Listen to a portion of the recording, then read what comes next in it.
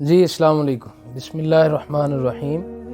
شیاطین سے بچنے کے کچھ میں نے پہلے ویڈیو میں طریقہ کار بتائے، اب کچھ خاص طریقہ کار ہے جو شیاطین اور جنات سے بچنے کے۔ دیکھیں، ویڈیوز لوگ بناتے ہیں، میں پہلے کچھ آپ کو بتا دوں، بڑی بڑی ویڈیوز بناتے ہیں دنیاوی لحاظ سے، ٹیک لحاظ سے، موٹیویشنل لحاظ سے، لیکن کچھ گھریلو معاملات پر اور اس طرح کے معاملات جو خاص طور پہ آپ کو پتہ ہے انہ لکم عدو مبین، شیطان ہمارا کھلا دشمن ہے، تو اس کے بارے میں ہمیں خاص پتہ ہونا چاہیے کہ یہ ہم پر کس طرح اٹیک کرتا ہے، یہ کس طرح ہم سے بدلے لیتا ہے۔ تو شیطان نے ہی ہمارے حضرت آدم علیہ السلام باپ کو جنت سے پھسلایا اور دنیا پر پہنچا دیا۔ وہ جب پھسلایا تو اللہ نے ان کو پھر دنیا میں بھیج دیا۔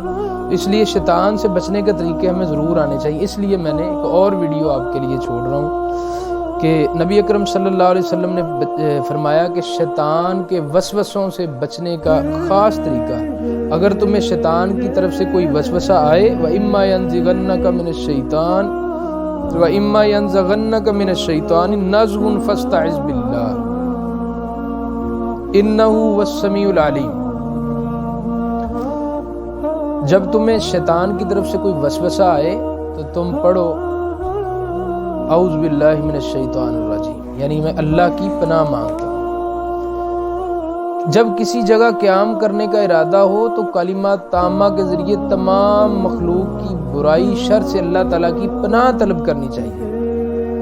یہ جنات و شیاطین سے بچاؤ کا ایک بڑا ہی مؤثر ذریعہ ہے۔ سیدنا خولہ بنت حکیم سے روایت ہے کہ نبی اکرم صلی اللہ علیہ وسلم نے فرمایا، جس نے کسی جگہ قیام کرتے وقت یہ دعا پڑھی اعوذ بکلمات اللہ التامۃ من شر ما خلق، میں اللہ کے مکمل کلمات کے ساتھ ان تمام چیزوں کے شر سے پناہ چاہتا ہوں جو اس نے پیدا کی۔ اعوذ بکلمات اللہ التامۃ من شر ما خلق، میں اللہ کی مکمل کلمات کے ساتھ ان تمام چیزوں کے شر سے پناہ چاہتا ہوں جو اس نے پیدا کی، تو اس کو کوئی چیز نقصان نہیں پہنچا سکتی یہاں تک کہ وہ وہاں سے کوچ کر جائے۔ یہ صحیح مسلم کے اندر موجود ہے، یعنی کوئی چیز اس وقت تک انسان کو نقصان نہیں پہنچا سکتی جب تک وہ اللہ رب العزت کی پناہ میں ہے۔ تو یہ دعا جب بھی جہاں پر بھی رکیں قیام کریں یہ دعا پڑھ لیں۔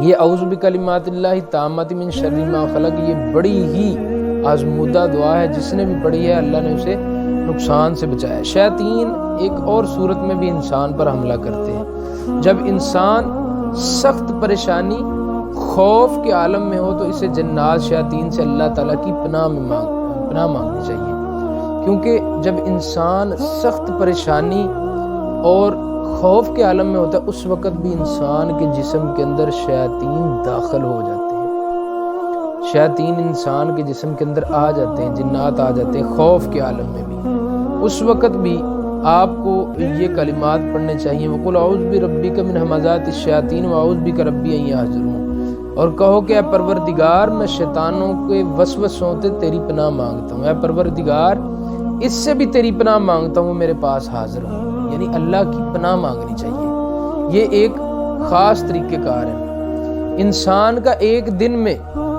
اگر 100 بار یہ پڑھنا ہو لا الہ الا اللہ وحدہ لا شریک لہ لہ الملک ولہ الحمد وہو علی کل شیء قدیر، تو یہ آزمایا ہوا وظیفہ ہے کہ نبی اکرم صلی اللہ علیہ وسلم نے فرمایا سارا دن اس انسان کو اللہ شیطان کے شر سے محفوظ فرماتا ہے، اور اس سے بڑی کوئی نیکی نہیں۔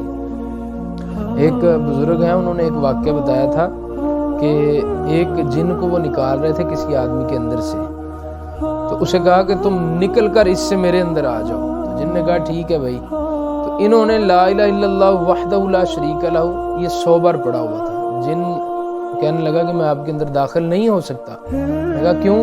کہا آپ نے یہ وظیفہ کیا ہوا، جب آپ گھر میں داخل ہوں تب بھی آپ بسم اللہ پڑھ کے داخل ہوں اور دعا پڑھیں گھر میں داخل ہونے، اس کے علاوہ گھر سے نکلتے وقت کی دعا پڑھیں بسم اللہ توکلت علی اللہ لا حول ولا قوت الا باللہ، تو شیطان اس وقت بھی آپ کا کچھ نہیں بگاڑ سکتا۔